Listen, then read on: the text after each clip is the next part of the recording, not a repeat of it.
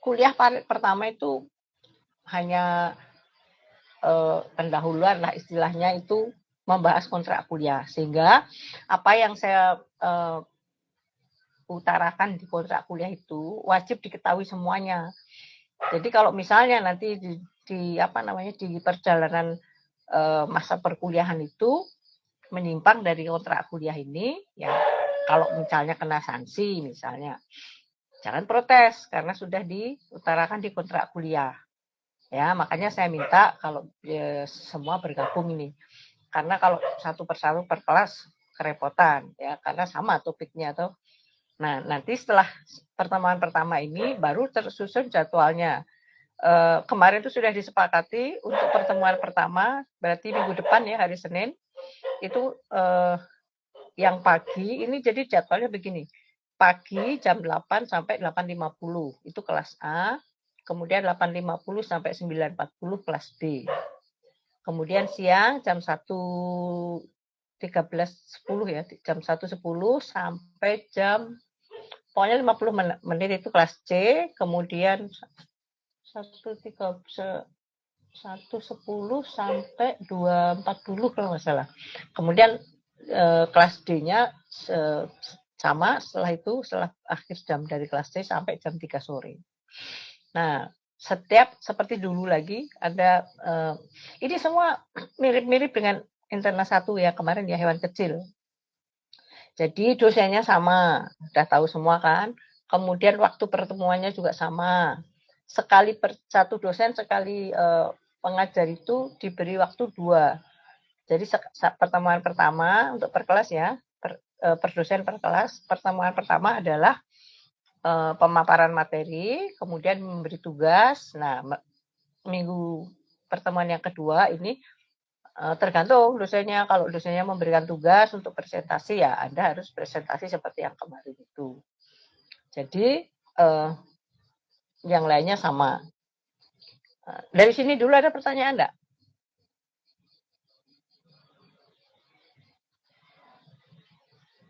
Sejauh ini sudah jelas nih, Dok. Sudah ya? Jadi dosennya kan tahu kan, Pak Dok Krisna. Siapa lagi? Saya, Dok Krisna, Dok Yudi, Dok Sisya, Dok Devi, Dok Dian, Prof. Suwarte dosennya. Kemana pertemuan? Ya nanti sesuai jadwal. Nah, untuk yang pertama besok, jadi tanggal 9 itu pertemuan pertama, itu pagi saya, kelas A dan B. Ya, dari jam 8 sampai jam 9.40. Kemudian yang siang Dok Krisna, kelas C dan D. Nah, minggu depannya lagi berarti jatah pertemuan yang kedua. Ya kalau misalnya bisa untuk jatah presentasi ini ya, atau tugas terserah dosennya nanti. Jadi nanti setelah tanggal 9, tanggal 16, kemudian tanggal 23-nya dibalik. Jadi Dok Krisna yang pagi kelas AB, kemudian saya yang kelas CD siang, kemudian minggu depannya lagi jatah yang pertemuan kedua. Bisa presentasi, bisa atau apa saja terserah dosennya. Kemudian berikutnya baru nanti saya susun. Saya kan soalnya kebanyakan kerjaan ini. Sebetulnya libur Anda enak, saya nggak libur ya. Ngurusin yang koas, ngurusin kegiatan lain sih sampai semester dimulai ini saya, apalagi sekarang ini tambah skripsinya hampir tiap hari nguji. Karena mereka ngejar supaya tidak bayar SPP gitu mungkin. Ya, jadi ini kuliah kita kuliah kita adalah ilmu penyakit dalam hewan besar. Jadi kalau kemarin itu hewan kecil, anjing, kucing, nah sekarang hewan besar, sapi, kuda, ya mungkin ada hewan lain, babi atau yang lain, kambing. Kemudian kode mata kuliah Anda sudah nggak ada masalah. Kemudian ini semester 6, nah ini Senin jam 8 sampai 8.50 ini kelas A, 8.50 sampai 9.40 kelas B, kemudian yang siangnya 13.20 sampai 14.10. Saya balik tadi ya. Kelas C, kemudian kelas D. Nah, ruangannya ini berarti kalau siapa tadi? Dabira ya yang bicara tadi siapa? Halo? Iya, Dokter. Dabira itu kalau ini dibaca ruangannya ya, ruang seminar lantai 3 tuh yang di kanat itu ya? Bukan di lecture building itu ya? Seharusnya iya nggih dokter. Nah, ya. Kami juga baru Kok dengar. seharusnya? Ruang seminar lantai 3. Kemudian ruang dosen lantai 3. Ini untuk yang kelas siang. Itu semua di dekanat itu kan ya? Bukan yang di mana itu yang belokan. Ya, saya nggak apal nih. Seharusnya nggih dokter, Kalau mungkin nama ruangannya ya. sudah berubah. Oh, kalau lecture building itu kan mem LB gitu kalau nggak salah ya. Ini soalnya di jadwal kuliah saya lihat ruang seminar lantai 3. Ya besok dilihat aja. Atau apa mungkin kalian punya info dari teman-teman yang kan sudah mulai kuliah nih. Yang dimaksud apa? Ruang seminar lantai 3 dan ruang dosen ini di LB kan udah ada ruang dosen toh. Berarti di dekanat ini. Atau nanti saya tanyakan ke Koprodi ya, besok saya kabari. Nah, sekarang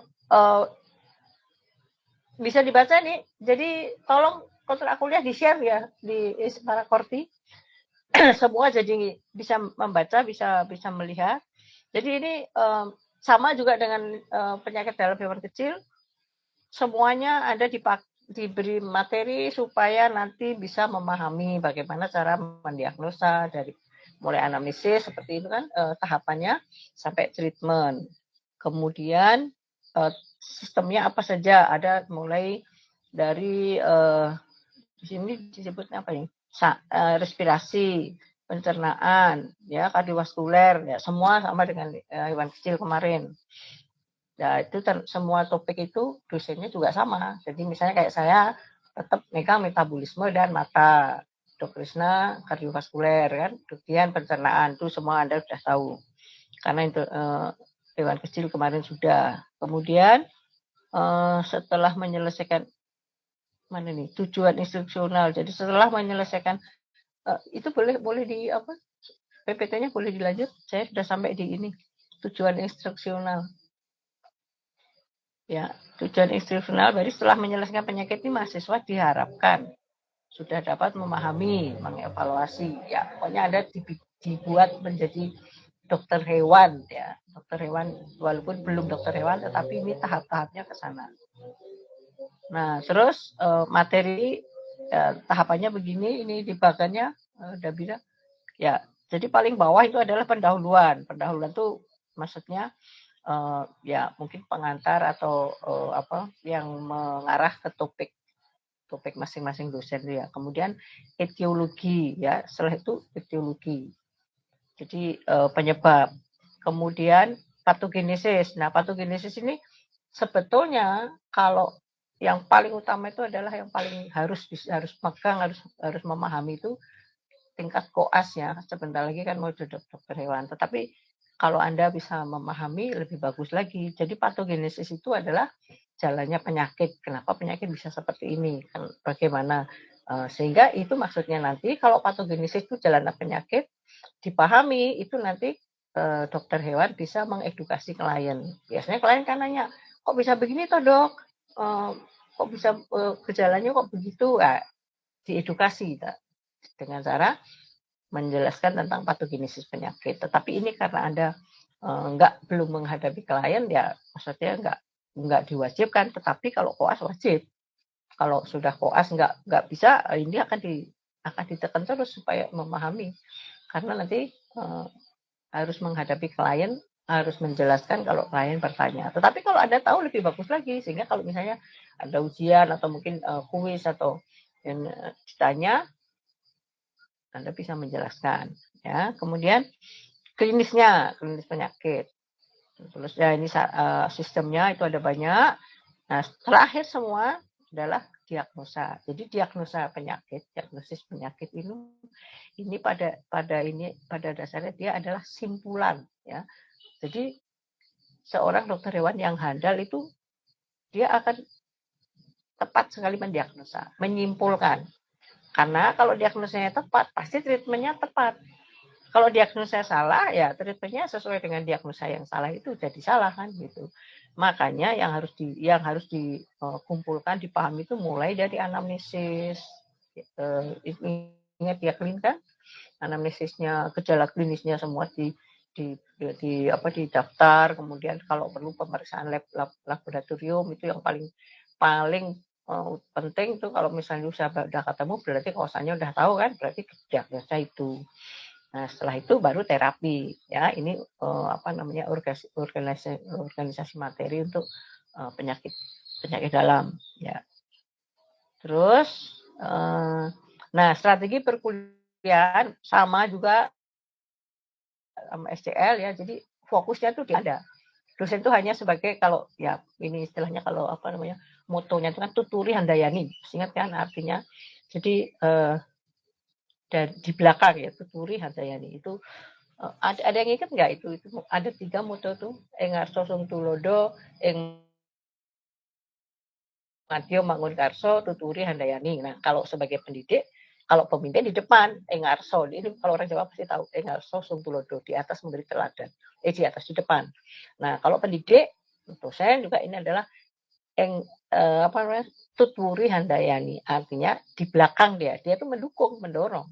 Nah, Anda yang harus aktif, makanya diberi tugas mencari kasus atau mencari tema-tema topik di jurnal, kemudian dibahas kelompok seperti yang kemarin ilmu penyakit dalam itu ya, kemudian didiskusikan, nah dipresentasikan di share ke kelompok lain supaya ada diskusi.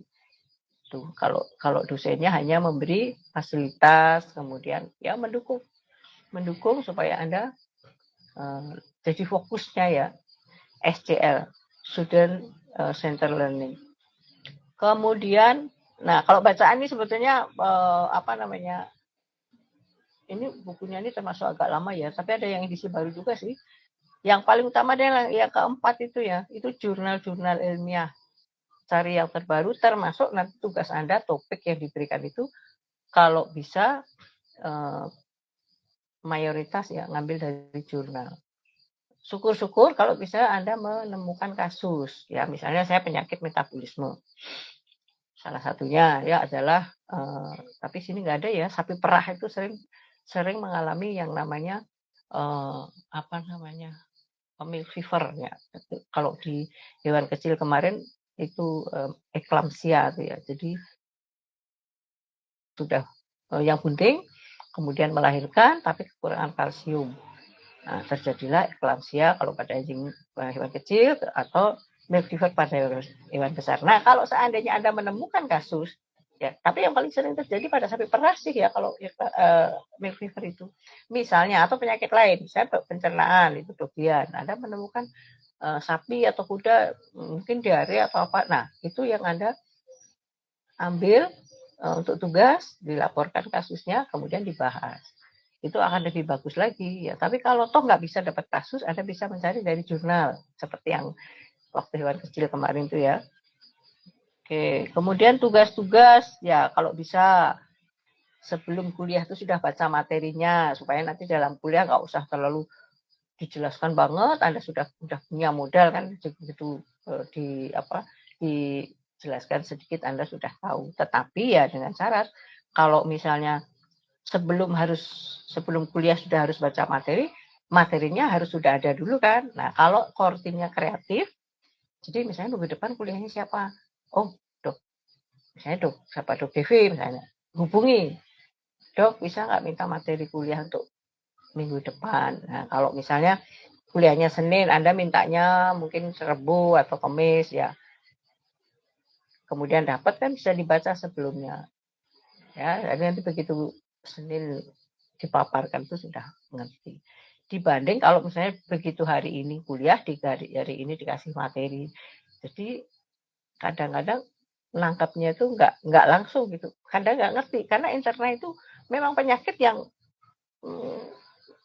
suka bikin pusing itu ya. Karena gejala-gejala kadang mirip. Ya, kemudian ya istilahnya juga jadi ini sebenarnya kasus apa ini? Tapi kalau sudah baca-baca, nanti kalau yang nggak jelas, kan boleh didiskusikan, ditanyakan pada saat kuliah. Kemudian membuat paper ya, membuat paper ini kan tugas tadi ya untuk pertemuan kedua. Kemudian ya mempresentasikan itu rangkaian dari tugas tugas yang harus dicari dan dilaporkan, didiskusikan. Kemudian, mendownload jurnal, maksud saya yang tadi, syukur-syukur kalau misalnya Anda dapat kasus langsung, tapi kalau enggak dari jurnal. Jadi nanti pembahasan segala macam dari jurnal. Ya, karena jurnal-jurnal tuh, apalagi kalau yang baru-baru itu kasusnya, ya, jangan cari jurnal yang tahun 60-an, kan Anda belum lahir ya. Perkembangan itu, bahkan penyakit pun kadang-kadang ada berkembang. Misalnya kayak misalnya contoh apa ya, COVID itu kan dengan berjalannya waktu ada aja mutasi berkembangnya. Jadi kalau bisa ya jurnal yang agak baru ya, jangan yang sudah kuno-kuno.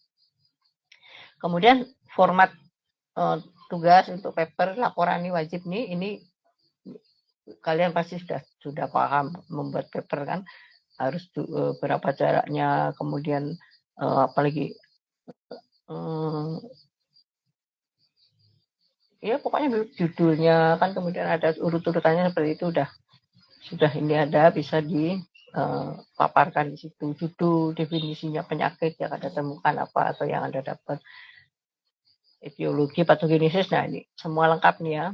Kemudian dari jurnal mana misalnya Anda dapat dari jurnal. Kemudian penilaian, nah sama juga dengan yang internal hewan kecil kemarin, pokoknya tertinggi 80 itu A ya. Misalnya 79,8 kurang dikit sekali ya, tetap aja dia dapat B+ ya. Karena ini memang sudah ada batasannya. Makanya usahakan kalau bisa nilainya ya jangan mepet-mepet begitu ya. Tapi enaknya sekarang ini interna ini, kalau dulu UAS tertinggi nilainya, presentasinya. Karena kalau UAS itu kan materinya semua dosen ya. Jadi ya bebannya, bobotnya itu lebih gede ya nilainya. Dulu paling tinggi UAS. Dan dulu itu adanya cuma UTS, kemudian kuis, kemudian paper nih dulu nggak begitu, ini UAS yang paling tinggi. Nah sekarang ini untuk yang ini jadi yang untuk tugas-tugas ya, itu soft skill istilahnya, itu 50%. Jadi kalau misalnya Anda dapat tugas, ini paling enak sekali. Dapat tugas atau dapat kasus, atau Anda cari di jurnal, kemudian diterjemahkan, kemudian dipresentasikan, didiskusikan, itu nilainya 50% itu dari total nilai internal semuanya ya. Itu nilai yang tadi tuh 80, kemudian ABCD-nya itu bukan per dosen ya. Nanti itu diolah, jadi semua dosen itu dikumpulkan nilai-nilainya, kemudian diolah hasil akhirnya yang tadi misalnya A atau B+ atau B itu ya. Nah, tapi dengan presentasi begini, yang 50% itu yang soft skill ini ya.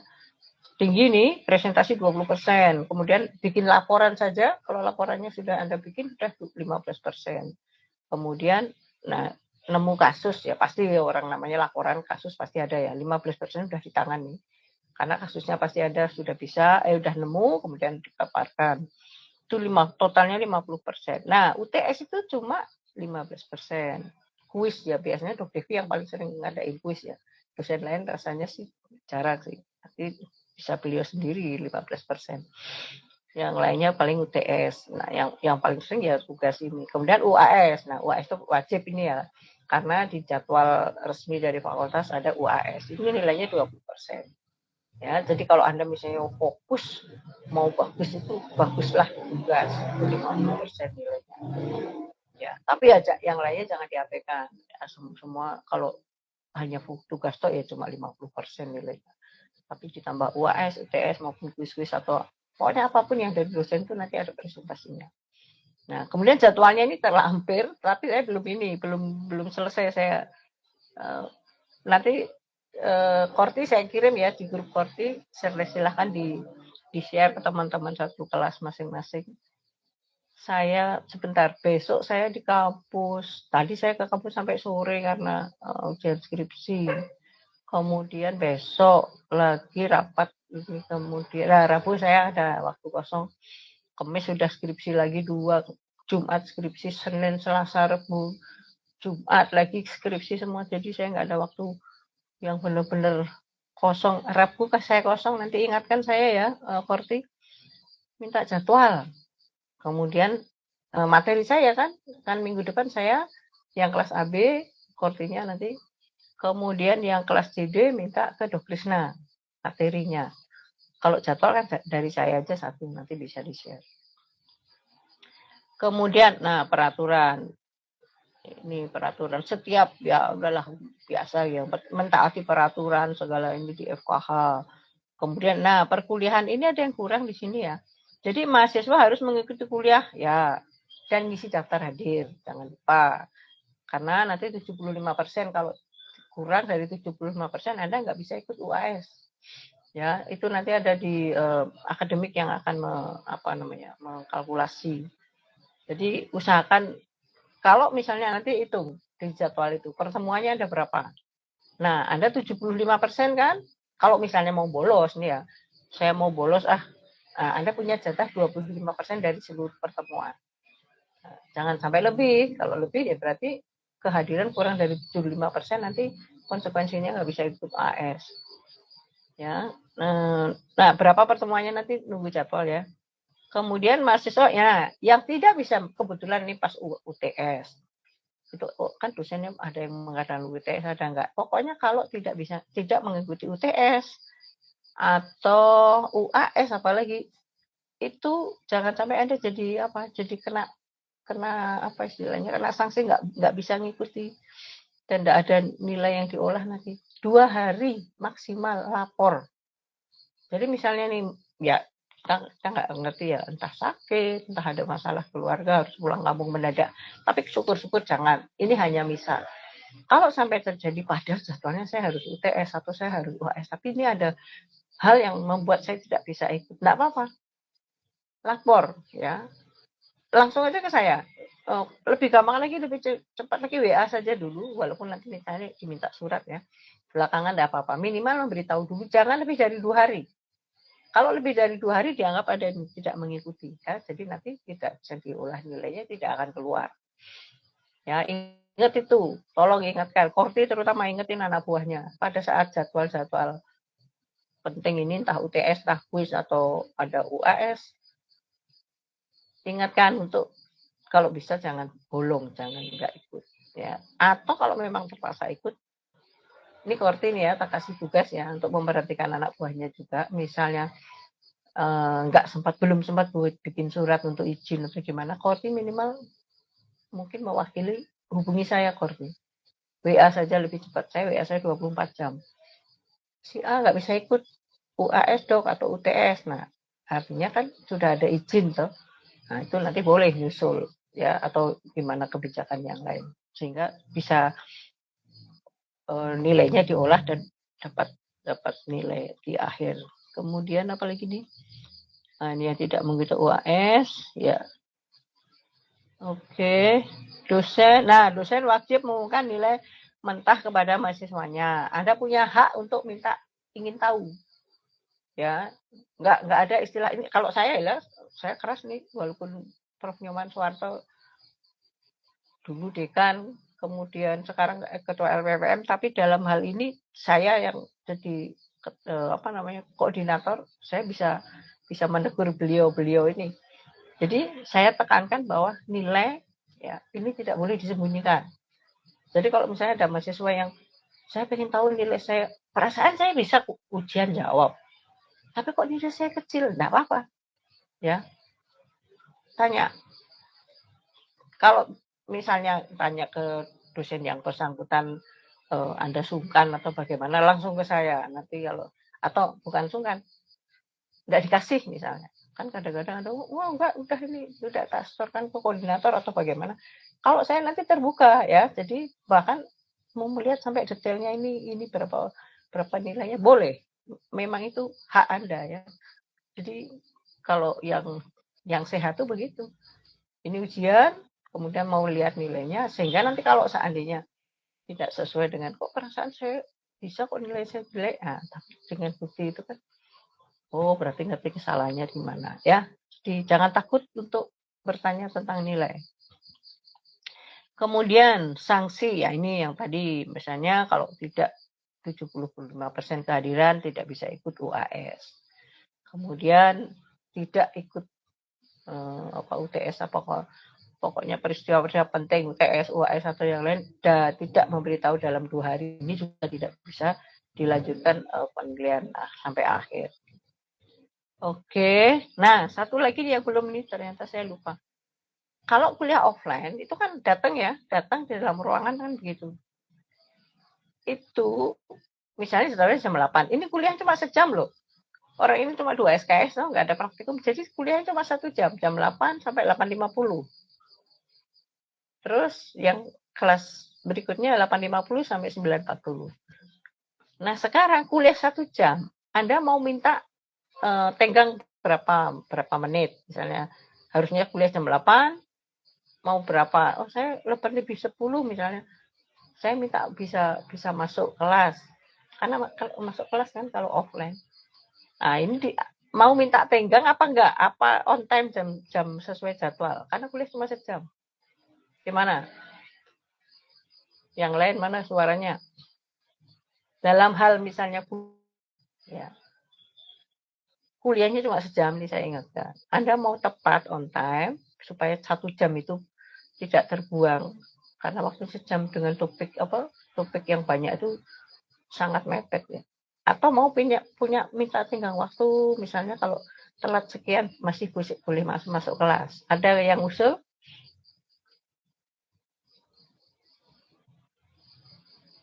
Lalu kok nggak ada suara? Mau on time? Jam 8 tepat mulai. Kurti mewakili? Nggih, dokter. Mungkin on time saja, nggih, dok. On time, oke. Nah, on time, jadi kalau Anda tidak tepat waktu, misalnya kuliah sudah dimulai, tidak boleh masuk kelas. Konsekuensinya itu. Atau masuk kelas boleh, tetapi nggak boleh ngisi absen. Nanti Kurti yang harus nandai. Jujur ya, nggak boleh ini, nggak boleh. Ya, apalagi palsu-palsu, jangan. Nah, tapi itu kan untuk mahasiswa. Ya, saya juga nggak mau mahasiswa dari objek penderita kan itu enggak. Kalau dosennya, mahasiswanya tepat waktu, on time, dosennya juga harus tepat waktu. Jadi kohorti yang nandai nanti. Seandainya kuliah ternyata dosennya telat, ya telat, kalian bebas, nggak perlu ngisi absen, nggak apa-apa. Nah, tapi jangan didoain dosennya telat terus ya, nanti nggak usah absen pun Anda sudah dapat dapat poin absen. Jadi supaya adil, mahasiswa kena sanksi, dosennya juga. Jangan dosennya kok yang benar, enggak ya. Kita harus fair-fairan aja. Jadi nanti Korti, seandainya dosennya telat dari jam 8 telat misalnya. Kalau saya nggak tahu nih, saya dari Tabanan kemudian saya naik bus ke Jimbaran. Kemungkinan saya telat besar sekali ya, tapi saya usahakan pagi berangkat dari Tabanan supaya saya sampai jam 8 itu sudah sampai di sana. Nah, seandainya dosennya telat, kalau tetap dosennya mau ngasih kuliah, monggo, silakan.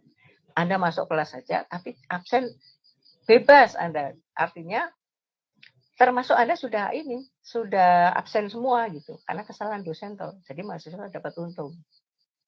Ya, meskipun enggak masuk, enggak dapat kuliah enggak dapat datang kuliah pun, ya absennya Korti ya, semuanya dikasih absen.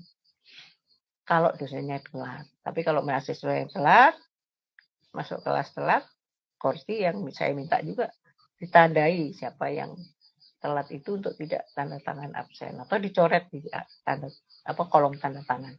Ya, bisa nangkep, Korti? Bisa, dokter. Ya, Korti ada 4, cewek semua lagi. Itu nggak ada cowoknya ya. Nah, berarti emansipasi. Jadi Korti juga harus tegas tapi jujur ya. Kalau temannya telat jangan, aduh kasihan teman saya. Nah, kan sudah nggak jujur itu. Padahal tadi di kontrak kuliah kan kemarin waktu kontrak kuliah sama Bu Diti kan sudah dibilang on time. Nah, tetap kalau temannya tidak tepat waktu dicoret.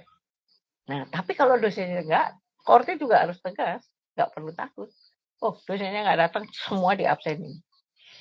Ya, oke. Itu aja saya, yang lainnya sudah habis. Ya, itu. Jadi, saya harap ini semua ngerti. Nanti kalau perlu di-share Korti untuk ke anggota kelas. Saya usahakan paling lambat Rebo. itu jadwal saya kirim ya, Korti ya. Nanti di-share ke teman-temannya. Saya belum buka Oase sih, apakah Oase sudah lancar? Kalau misalnya Oase sudah lancar, saya upload di Oase juga nanti. Supaya kalian bisa melihat. Oke, ada pertanyaan?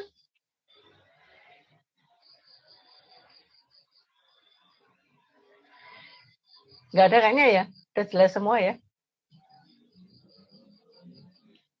Halo? Halo, suara saya didengar?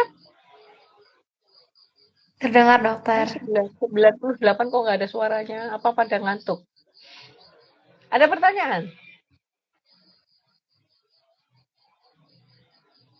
Nggak ada? Sejauh Korti ini lagi belum saya tanya. ada. Nggak, berarti udah ya. Kalau sudah cukup. Orang di pertemuan pertama cuma itu, makanya saya online aja. Tapi kalau kuliah offline nanti. Kecuali memang ada hal-hal. Oh iya lagi. Kemarin ada himbauan dari pusat nih. Karena Maret ini kan banyak hari raya, banyak libur ya. Jadi ada tanggal berapa ya saya lupa, tapi ada yang kuliah boleh boleh online. Ada WFA, kalau yang ini WFH ya, dari rumah, tapi ada WFA, work from anywhere.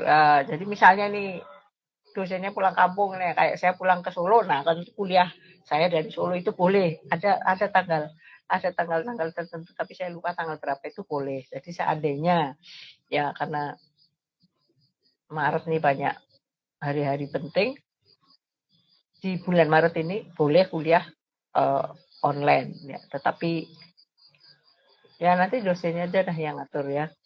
Kalau jadwal saya bikin sesuai tiap Senin. Cuma masalahnya yang saya tidak isi itu kalau pas hari rayanya Senin, misalnya kayak Idul Fitri, Nyepi, itu saya kosongin memang. Tapi kalau hari lain kebetulan ya memang dosennya saya minta online, nggak apa-apa. Ya ikuti aja. Oke, kalau sudah nggak ada pertanyaan lagi, berarti cukup. Silakan diakhiri, Korti. Silakan ditutup.